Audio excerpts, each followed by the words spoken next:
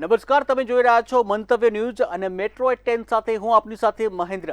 સમાચારની શરૂઆત કરીએ મહેસાણાથી। તો મહેસાણાથી મહત્વના સમાચાર સામે આવી રહ્યા છે, જ્યાં મહેસાણા જિલ્લાના વાતાવરણમાં અચાનક પલટો આવ્યો છે, ત્યારે ભર શિયાળે વરસાદી માહોલ સર્જાયો છે।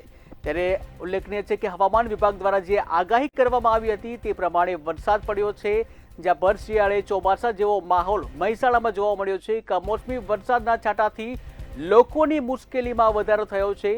ત્યારે શિયાળામાં જેકેટ સ્વેટર પહેરવું કે પછી રેનકોટ તે પણ એક પ્રશ્ન થઈ રહ્યો છે, કારણ કે હાલમાં શિયાળાની ઋતુ ચાલી રહી છે। ત્યારે એક બાજુ શિયાળાની ઠંડી છે અને બીજી બાજુ વરસાદી માહોલ છે, ત્યારે સ્વેટર પહેરવું કે પછી રેનકોટ તેને લઈને પણ પ્રશ્ન। ત્યારે હાલ તો જે ભર શિયાળે વરસાદી જેવો માહોલ થતા ઠંડીમાં પણ હવે વધારો થવાનો છે। ઉલ્લેખનીય છે કે હવામાન વિભાગ દ્વારા જે 22 થી 26 જાન્યુઆરી સુધી વરસાદને લઈને આગાહી કરવામાં આવી છે અને તે અંતર્ગત મહેસાણાના વાતાવરણમાં પલટો આવ્યો છે।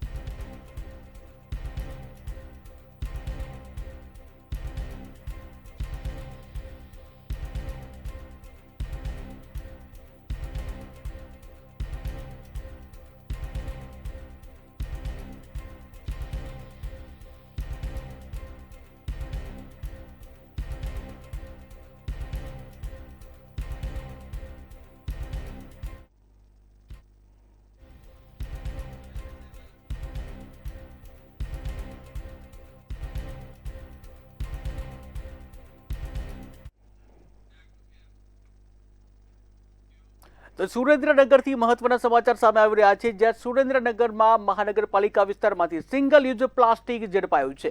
તો મહત્વના સમાચાર સુરેન્દ્રનગરથી। સુરેન્દ્રનગર મહાનગરપાલિકાના વિસ્તારમાં સિંગલ યુઝ પ્લાસ્ટિક ઝડપાયું છે, જ્યાં ટીમે મહેતા માર્કેટ નીલકંઠ ટ્રેડિંગ ગોડાઉનમાં રેડ પાડી હતી અને આ રેડ દરમિયાન 900 કિલો સિંગલ યુઝ પ્લાસ્ટિક મળી આવ્યું હતું। ત્યારે મનપાની ટીમે જે આ કાર્યવાહી કરી છે, પ્લાસ્ટિક જપ્ત કરી કાયદેસરની કાર્યવાહી કરવામાં આવી છે। ત્યારે સિંગલ યુઝ પ્લાસ્ટિક ઉપર પ્રતિબંધ છે, પરંતુ આમ છતાં પણ કેટલાક વેપારીઓ દ્વારા સિંગલ યુઝ પ્લાસ્ટિકનો ઉપયોગ કરવામાં આવે છે, ત્યારે મનપા દ્વારા કાર્યવાહી કરવામાં આવી।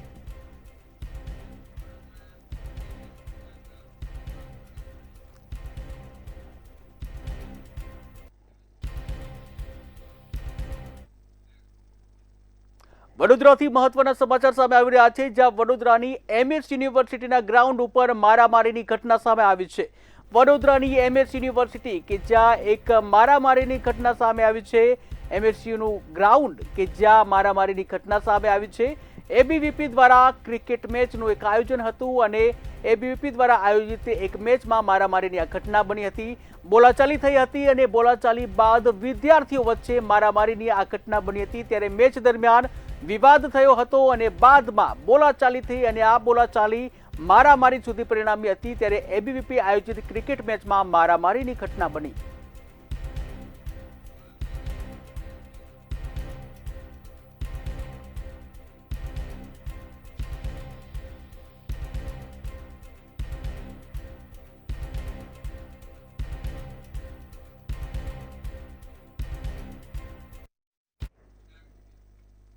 તો ભાવનગરથી મહત્વના સમાચાર સામે આવી રહ્યા છે, જ્યાં ભાવનગરમાં હેડ કોન્સ્ટેબલે આત્મહત્યા કર્યા એ મામલે મહત્વના સમાચાર સામે આવ્યા છે। ભાવનગરમાં હેડ કોન્સ્ટેબલે દવા પી આપઘાત કર્યો હતો અને આ મામલે મહત્વના સમાચાર। ઘોઘા પોલીસ મથકના હેડ કોન્સ્ટેબલે અગમ્ય કારણોસર જે આપઘાત કર્યો હતો। દિગ્વિજયસિંહ ગોહિલ જે પોલીસ કર્મીએ આપઘાત કરી પોતાનું જીવન છે ટૂંકાવ્યું હતું, ત્યારે 108 મારફતે તેને સારવાર માટે હોસ્પિટલ ખસેડવામાં આવ્યો હતો। ત્યારે હેડ કોન્સ્ટેબલે જે અગમ્ય કારણોસર આ પગલું ભર્યું હતું, જ્યાં સારવાર દરમિયાન જે મોત નીપજતા પોલીસ બેડામાં શોકનો માહોલ છવાયો હતો। ત્યારે ભાવનગરની આ ઘટના છે, જ્યાં એક હેડ કોન્સ્ટેબલે કોઈ અગમ્ય કારણોસર દવા પી લીધી હતી અને પોતાનું અમૂલ્ય જીવન છે ટૂંકાવ્યું હતું, જ્યાં હેડ કોન્સ્ટેબલના મોતથી સમગ્ર જે પોલીસ બેડામાં શોકનો માહોલ છવાયો છે। ત્યારે દિગ્વિજયસિંહ ગોહિલ નામનો જે પોલીસ કર્મી હતો તેને અગમ્ય કારણોસર આત્મહત્યા કરી હતી। 108 મારફતે તેને સારવાર માટે હોસ્પિટલ લઈ જવામાં આવ્યો હતો, પરંતુ તેનો જીવ ન બચી શક્યો।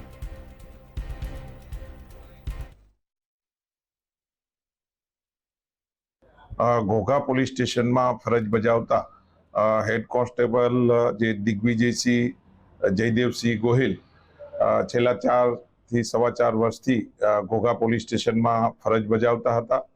અને ગઈકાલે તારીખ 21ના રોજ તેણે ભૂતેશ્વર ગામ નજીક ઝેરી દવા પીને આપઘાત કરવાની જે કોશિશ કરેલી એ અનુસંધાને તેઓને સર્ટી હોસ્પિટલમાં લાવવામાં આવેલા.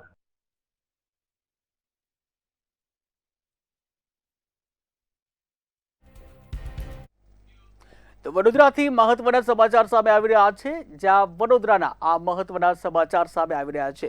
વડોદરામાં એક ઘટના સામે આવી છે. વિશ્વામિત્રી નદીના કાંઠે યુવાનનો મૃતદેહ મળી આવવાની ઘટના બની છે. ત્યારે ઝાડીઓમાં જે છુપાવેલી હાલતમાં યુવાનનો મૃતદેહ મળી આવ્યો છે, ત્યારે પોલીસ અને અધિકારીઓ છે તાત્કાલિક ઘટના સ્થળે પહોંચ્યા હતા અને કયા કારણોસર મોત નીપજ્યું છે તેની દિશામાં હાલ તો એફએસએલની ટીમ છે તેને પણ બોલાવવામાં આવી છે અને જે મામલો શંકાસ્પદ લાગતા હવે એફએસએલની ટીમ પણ આ તપાસમાં જોડાઈ છે. ત્યારે હત્યા થઈ છે કે પછી આત્મહત્યા થઈ છે, આ દિશામાં પણ હવે તપાસ કરવામાં આવી રહી છે. ત્યારે વડોદરામાં વિશ્વામિત્રી નદીના કાંઠે એક યુવાનનો મૃતદેહ મળી આવતા જ પોલીસ અધિકારી અને અન્ય ટીમ છે તેઓ તાત્કાલિક ઘટના સ્થળે પહોંચી હતી અને આત્મહત્યા કરવામાં આવી છે કે પછી હત્યા તે દિશામાં હાલ તો તપાસ હાથ ધરવામાં આવી છે.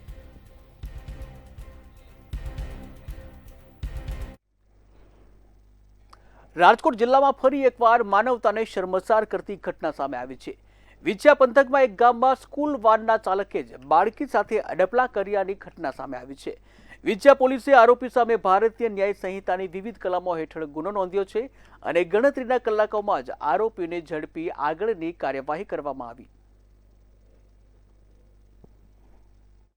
વિછિયા પોલીસ સ્ટેશનમાં એક પોક્સોની ફરિયાદ આવેલ છે. એમાં સગીર વયની બાળકી ઉંમર 5 સાल 10 મહિના વાડી કો આરોપી ખાડુભાઈ નાગજીભાઈ છાવ ઉંમર 50 વાડાએ ફરિયાદીની દીકરી સગીર વયની જેના ઉપર તારીખ 13 જાન્યુઆरी 2026 અને 20 जनवरी 2026 ना દીકરીને ले जाकर उस पर दुष्कर्म किया. ऐसी माहिती मिलने पर विछिया पुलिस स्टेशन में रेप विथ पॉक्सो का गुना दाखिल કરવામાં આવેલ છે અને આરોપીની અટક કરી લેવામાં આવેલ છે. સુરતના ઉમરા પોલીસ મથકની હદમાં એક સગીર બાળકીના અપહરણની ચોંકાવનારી ઘટના સામે આવી. જો કે સુરત પોલીસે આધુનિક ટેકનોલોજી અને સતર્કતાનો ઉપયોગ કરી ગણતરીના કલાકોમાં જ આરોપીને દબોચી લીધો. જાતીય સતામણીના ઈરાદે આરોપીએ બાળકીનું અપહરણ કર્યું હતું. જે આરોપી સામે પોક્સો એક્ટ અને અપહરણની ગંભીર કલમો છે, આ ગંભીર કલમો હેઠળ ગુનો નોંધવામાં આવ્યો છે અને ગુનો નોંધી જેલના સળિયા પાછળ આરોપીને ધકેલવામાં આવ્યો.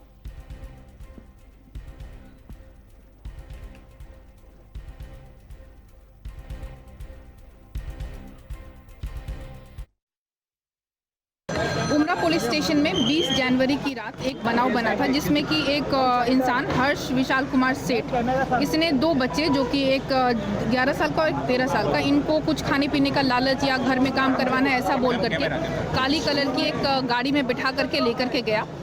जैसे ही इसकी जान पुलिस को हुई, पुलिस तुरंत उमरा पुलिस तुरंत एक्टिव होकर के तुरंत इनकी शोधखोल कर ली और इस आरोपी को अरेस्ट करके दोनों बच्चों को रेस्क्यू करके इनके पेरेंट्स को सौंप दिया.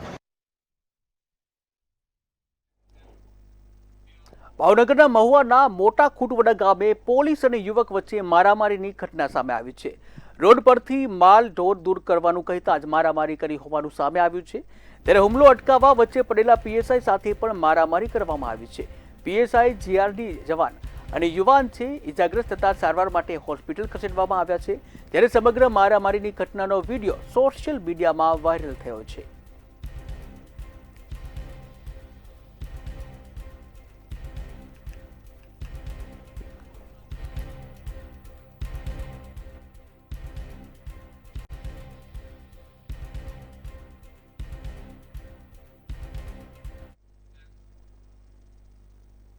વડોદરામાં ટ્રાફિક અને પાર્કિંગ સમસ્યાને લઈને કડક નિર્ણય કરવામાં આવ્યો છે. જ્યારે મહાનગરપાલિકા હવે ટ્રાફિક પોલીસની ભૂમિકા પણ ભજવશે, જ્યાં નવી પાર્કિંગ પોલિસી હેઠળ આડેધડ પાર્કિંગ કરેલા વાહનોની સીધી ટોઈંગ અને દંડની કાર્યવાહી કરવામાં આવશે. જીપીએમસી એક્ટ અને મોટર વ્હીકલ એક્ટ હેઠળ કાર્યવાહી કરવામાં આવશે. ત્યારે વિપક્ષે આ પગલાંને લૂંટની દુકાન ગણાવી છે, જ્યારે મહાનગરપાલિકા આ નિયમોના કડક અમલ માટે તૈયાર છે.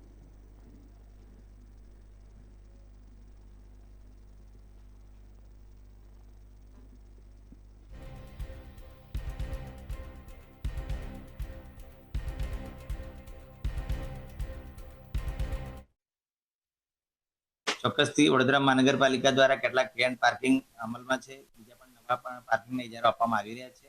અને રેલવે સ્ટેશનમાં આવેલા પાર્કિંગ, બસ સ્ટેશનમાં આવેલા પાર્કિંગ, કેટલાક ખાનગી પાર્કિંગ અને જે તે પણ કોમર્શિયલ કોમ્પ્લેક્સમાં આવેલા જે એલોકેટેડ પાર્કિંગ જે છે એમાં પણ પાર્કિંગની સુવિધા ઉપલબ્ધ છે. તેથી તમામ નાગરિકોને અપીલ છે કે તમે પાર્કિંગ માટે જે તે જગ્યા છે ત્યાં ખરેખર વાહનો પાર્ક કરવા જોઈએ. ટ્રાફિક નડતરૂપ વાહનો પાર્ક ન કરવા જોઈએ અને તેમ છતાં પણ કોઈ વાહનો નડતરૂપ હશે તો પોલીસ વિભાગ દ્વારા પણ ટોઈંગ કરવામાં આવે છે અને આવનારા સમયમાં વડોદરા મહાનગરપાલિકા દ્વારા પણ વાહનો ટોઈંગ કરવાની કામગીરી આવનાર છે. તમે બીજાને એવું કહો છો કે પાર્કિંગના પૈસા નહીં લેવાના, તો તમે કઈ રીતે લઈ શકો? પહેલી વાત તો એક એ થઈ. પાર્કિંગની વ્યવસ્થા કરવાની જવાબદારી મહાનગરપાલિકાની છે ને છે. તમે તમારા હાથ નીચે જ સ્ટેન્ડ ભાડેથી આપેલું છે, બરાબર છે, જુદી જુદી જગ્યાએ આપેલું છે. સર સયાજીરાવ ગાયકવાડની આ નગરી અને જે વખતે GDCR નહોતું તે પાર્કિંગની વ્યવસ્થા કરવાનું GDCRમાં હતું જ નહીં. તે વખતની દુકાન બનાવી છે એને શું કહેશો ભાઈ તમે? વડોદરામાં નવી પાર્કિંગ પોલિસી અમલમાં મૂકવામાં આવશે, જેમાં પાલિકાના અધિકારીઓ તે પોતે જ ટ્રાફિક પોલીસ જેવો દંડ વસૂલ કરશે. વડોદરા પાર્કિંગ પોલિસી અમલમાં આવશે ત્યારે આજે આડેધડ પાર્કિંગ લોકો દ્વારા કરવામાં આવે છે, તેને લઈને પાલિકા તંત્રના અધિકારીઓ લાલાક કરશે અને તે પોતે જ જે આડેધડ પાર્કિંગ કરનારા છે તેમના સામે દંડ ફટકારશે. વડોદરામાં વધતી ટ્રાફિક અને પાર્કિંગની સમસ્યાને લઈને નવી પાર્કિંગ પોલિસીની રૂપરેખા તૈયાર કરવામાં આવી છે, જેના અંતર્ગત વડોદરા મહાનગરપાલિકા હવે ટ્રાફિક પોલીસની ભૂમિકામાં પણ જોવા મળી શકશે.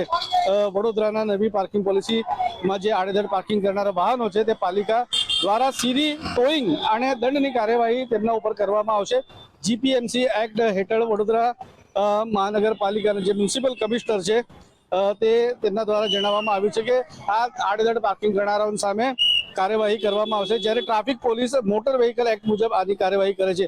દરેક ઝોનમાં 2 ટોઈંગ વાહન સહિત કુલ 8 ટોઈંગ વ્હીકલ ખરીદાશે અને નિર્ધારિત પાર્કિંગ હોવા છતાં નો પાર્કિંગ ઝોનમાં વાહન મુકાશે તો ટોઈંગ કરી દંડ વસૂલ કરવામાં આવશે. ત્યારે આ નવી પાર્કિંગ પોલિસી જ્યારે આવશે ત્યારે આ ટ્રાફિકનું ભારણ વડોદરાના મધ્યમાં તેમજ અન્ય જગ્યાઓ પર ઓછું જોવા મળશે તેવી રીતની વાત જે મ્યુનિસિપલ કમિશનર છે તેમના દ્વારા કરવામાં આવી છે. હવે જોવાનું રહ્યું કે આ પાર્કિંગ પોલિસી જ્યારે અમલમાં મૂકવામાં આવશે તો એ રીતની રહેશે અને તેનાથી શું પરિવર્તન થશે.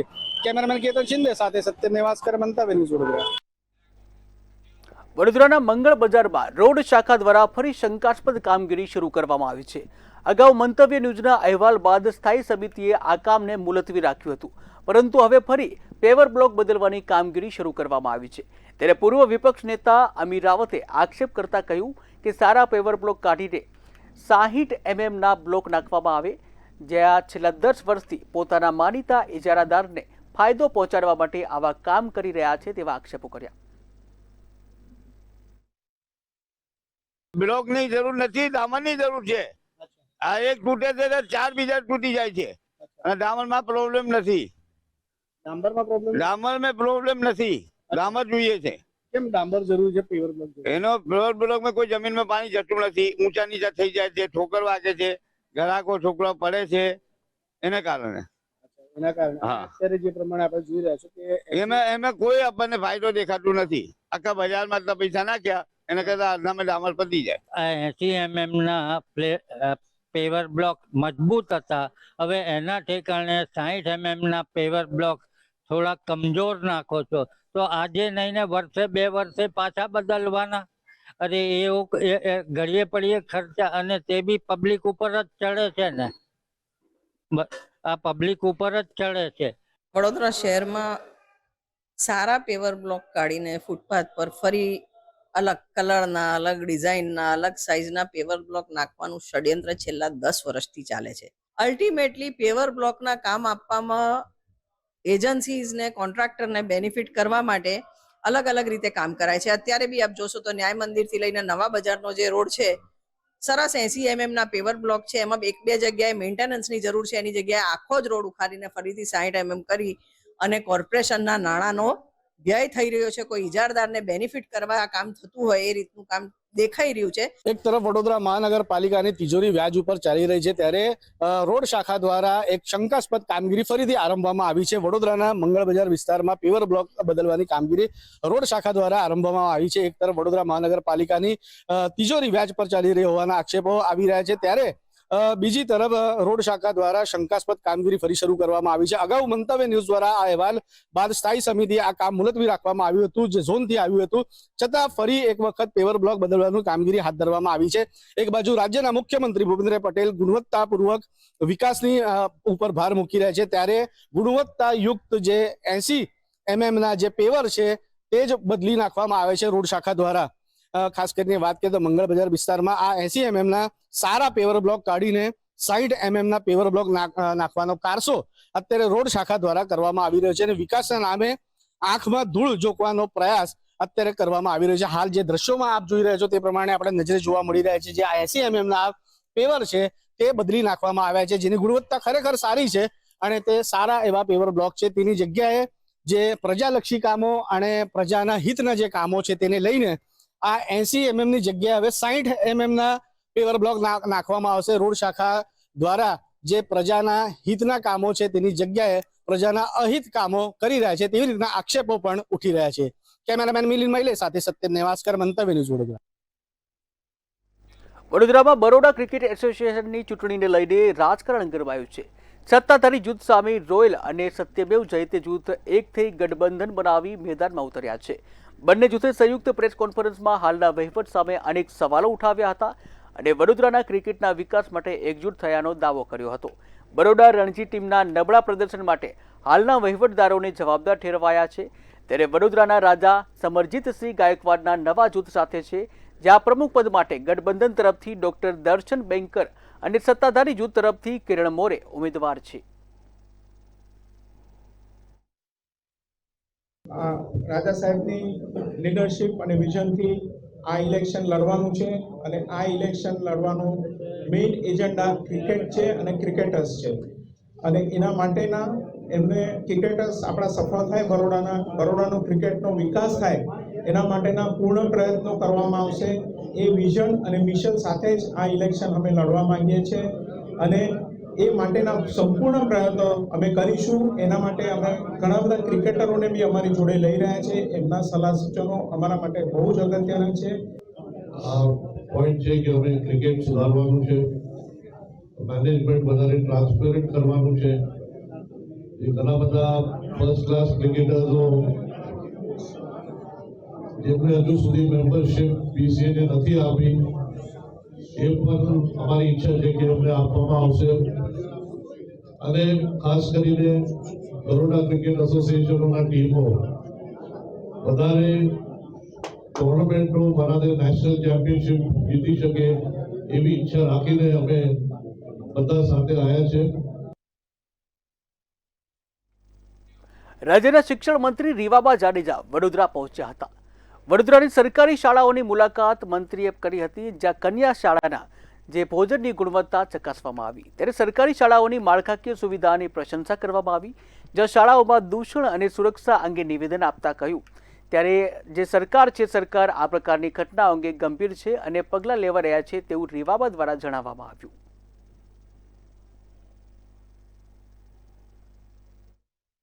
ગુજરાત સરકારની તમામ શાળાઓને ક્યાંક પ્રેરણા મળે એ પ્રકારનું મેનેજમેન્ટ ટ્રસ્ટીગણ દ્વારા, ત્યાંના સ્કૂલ મેનેજમેન્ટ આચાર્યશ્રી દ્વારા, SMC કમિટી દ્વારા અત્યારે થઈ રહ્યું છે. ત્યારે એની વિઝિટ કરી બાળકો સાથે મધ્યાહન ભોજન પણ લેવાની તક મળી. આ ઉપરાંત આજે હોસ્ટેલ છે KGBV, એમાં પણ આજે મુલાકાત લીધેલી છે.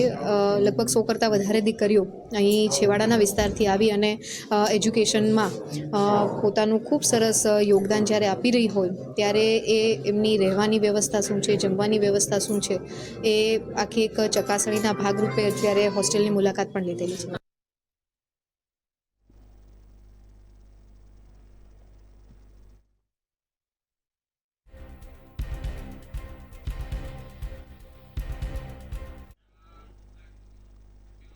મોરબીના વાંકાનેર કુવાડવા મતમાં જે 80,000 કહી શકાય કે 8,000થી વધુ મતદારો સામે વાંધાજનક અરજીઓ દાખલ થતા રાજકીય માહોલ ગરમાયો છે. ત્યારે આ મુદ્દે વાંકાનેર કોંગ્રેસ આગેવાનોએ જે મોરબી જિલ્લા કલેક્ટર કચેરીનો ઘેરાવો કર્યો અને SIR કામગીરી ઉપર ગંભીર આક્ષેપો કર્યા છે. ત્યારે કોંગ્રેસે પ્રક્રિયાની પારદર્શકતા ઉપર સવાલો ઉઠાવ્યા છે. 67 વાંકાનેર કુવાડવા મત વિસ્તારના 8,000થી પણ વધુ મતદારો સામે એસઆઈઆર કામગીરી દરમિયાન વાંધા અરજી રજૂ કરવામાં આવતા વાંકાનેર કોંગ્રેસ દ્વારા રોષ વ્યક્ત કરવામાં આવ્યો છે. 8,000થી પણ વધુ મતદારો સામે વાંધા અરજી રજૂ કરવામાં આવી છે. ત્યારે કહી શકાય કે વાંકાનેર કોંગ્રેસ દ્વારા આ મુદ્દે ભારે રોષ વ્યક્ત કરવામાં આવ્યો છે. આજરોજ જિલ્લા કલેક્ટર ખાતે વાંકાનેર કોંગ્રેસના અગ્રણીઓ દ્વારા અને કોંગ્રેસી કાર્યકરો દ્વારા જિલ્લા કલેક્ટર કચેરીને ઘેરાવ કરવામાં આવ્યો હતો. કલેક્ટરને આ મુદ્દે સખત રજૂઆત કરવામાં આવી હતી કે વાંકાનેર કોળો મત વિસ્તારના 8,000થી મતદારો સામે એક સાથે આટલી બધી વાંધા અરજી કેવી રીતે આવી શકે, તે કોના દ્વારા કરવામાં આવી છે, આ મુદ્દે તપાસ કરવામાં આવે અને 8,000થી વધુ મતદારો સામે આ રીતે જે વાંધા અરજી રજૂ કરવામાં આવી છે તે મુદ્દે કલેક્ટરને ઉગ્ર રજૂઆત કરી હતી અને માંગ કરી હતી કે જે કોઈ પણ દ્વારા આજે વાંધા અરજી રજૂ કરવામાં આવી છે તેને ખુલ્લા પાડવામાં આવે, તેના સીસીટીવી ફૂટેજ રજૂ કરવામાં આવે. કારણ કે વાંકાનેર પંથકના 8,000થી વધુ મતદારોના મતાધિકાર પર આ તરાપ છે, તેના નાગરિકત્વ ઉપર સવાલો ઊભા થાય છે. ત્યારે કહી શકાય કે વાંકાનેર પંથકમાં આ મુદ્દે ભારે રાજકીય ગરમાવો ફેલાયો છે અને 8,000થી વધુ મતદારોના નાગરિકત્વ ઉપર સવાલો ઊભા થયા છે, તેના મતાધિકાર ઉપર સવાલ ઊભા થયા છે. ત્યારે ખાસ કરીને કોંગ્રેસ દ્વારા આ મુદ્દે ભારોભાર રોષ વ્યક્ત કરવામાં આવ્યો છે અને જિલ્લા કલેક્ટરને આ મુદ્દે રજૂઆત કરીને આ જે ષડયંત્ર કહી શકાય તેવું તેમના દ્વારા ગણવામાં આવ્યું છે અને જે કોઈ પણ દ્વારા વાંધા અરજી રજૂ કરવામાં આવી છે તેને રજૂ કરવામાં આવે. જો આ મુદ્દે યોગ્ય નિવારણ કરવામાં નહીં આવે તો આગામી દિવસોમાં કોંગ્રેસ દ્વારા વધુ આક્રમક કાર્યક્રમોની પણ ચીમકી આપવામાં આવી છે અને કહી શકાય કે આ મુદ્દે સમગ્ર વાંકાનેર પંથકમાં ભારે રાજકીય ગરમાવો ફેલાવો પામ્યો છે. કેતન ભટ્ટી, મંતવ્ય ન્યૂઝ, વાંકાનેર. 26 જાન્યુઆરીથી 7 માર્ચ સુધી Ahmedabad Mumbai central Vande Bharat express 20 કોચના rack સાથે સંચાલિત થશે.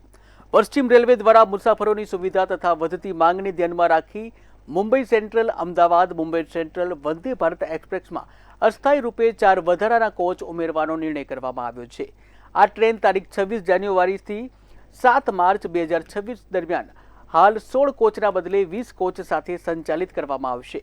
આ વૃદ્ધિ અંતર્ગત હાલ C14 કોચની ક્ષમતા 44 સીટોથી વધારી અને 78 સીટો કરવામાં આવી છે.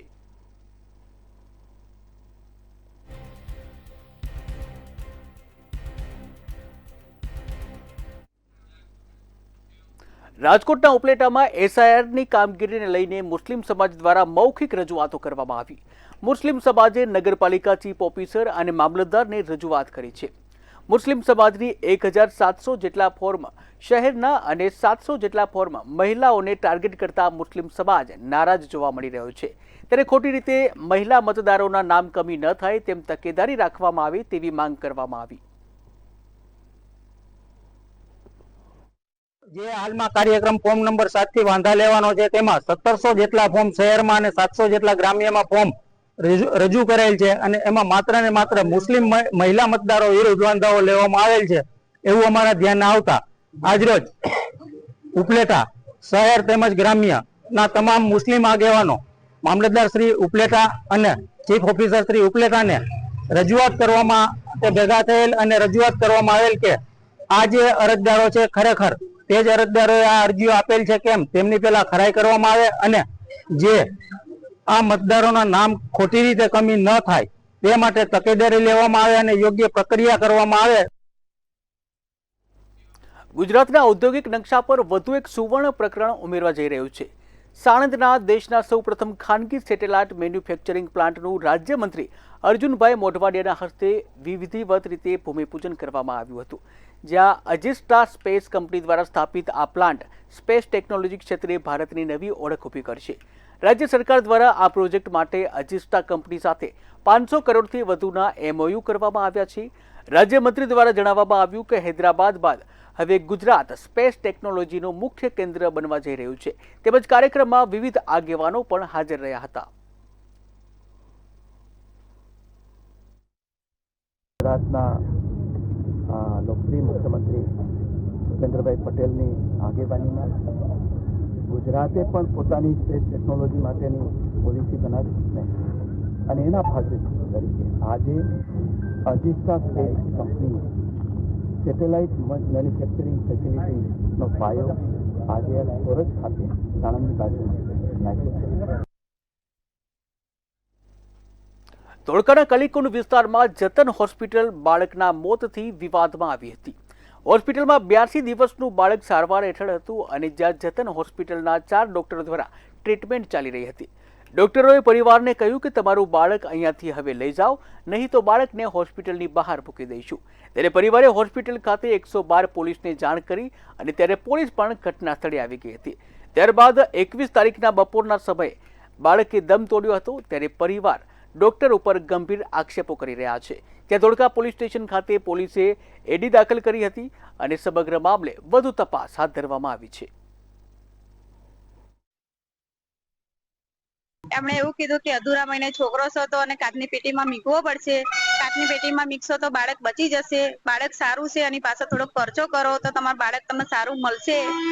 પછી મારા ઘરવાળાએ કીધું કે હા અમે ખર્ચો કરવા તૈયાર છીએ, પણ એમણે એવું કીધું કે તમે જો અમને એવું કીધું કે મને સરકારી હોસ્પિટલમાં અમે જઈએ, પણ એમણે એવું કીધું સરકારી એ સરકારી, પ્રાઇવેટ મારું દવાખાનું છે જે કલીકુંડ, ત્યાં આગળ લઈ લો, 2-2.5 લાખ ખર્ચો થશે પણ બાળક તમને સારું મળશે. ડોક્ટર નિશાબેને હોસ્પિટલના બાળક નાના છોકરાના બાળકને બોલાવી હતા. એ બાળકના ડોક્ટર જતન હોસ્પિટલમાંથી આવેલા હતા એવું આપણને જણાવ્યું નતું, પણ જે છતાં અમે બાળકના ડોક્ટર આવ્યા છે એવું કહેવડાવ્યું હતું. તે પછી અહીંયા આગળ અમને કીધું બાળક ડિલિવરી થઈ 7મા મહિને, 7.5મા મહિને. પછી અમને એવું કહેવડાવ્યું કે બાળકના ડોક્ટર આવ્યા છે, તમે બાળકના ડોક્ટરને બતાવી જાઓ. બાળકના ડોક્ટર આવીને જોયું કે તમારું છોકરું સારું છે, તમે ખર્ચો કરો. એમના બાળકને ખેડા હોસ્પિટલથી પેટીમાં મૂકવાનું કહીને ધોળકા ખાતે લાયા હતા. ધોળકા ખાતે લાયા હતા એમને જે 45 દિવસની જે તે ટાઈમે વાત કરી હતી અને જે ખર્ચાની વાત કરી હતી, એમણે ડોક્ટર એમને અંધારામાં રાખીને કોઈ ખર્ચાનો કોઈ વ્યવસ્થિત જવાબ કીધું નહીં. કારણ આટલા થશે અને આટલા થશે. એ ભાઈ એમના છોકરાને બચાવવા એમનાથી બનતી પ્રોસેસ કરી, જેટલા ખર્ચા એટલા એમણે ખર્ચ્યા છે. બધી મગજમારી કરી, છોકરાને બહાર કાઢી મૂકવાની વાત સુધી ડોક્ટરો પહોંચી ગયા હતા. તો મેટ્રો 10માં હાલ બસ આટલું જ. વધુ સમાચાર માટે જોતા રહો મંતવ્ય ન્યૂઝ. નમસ્કાર.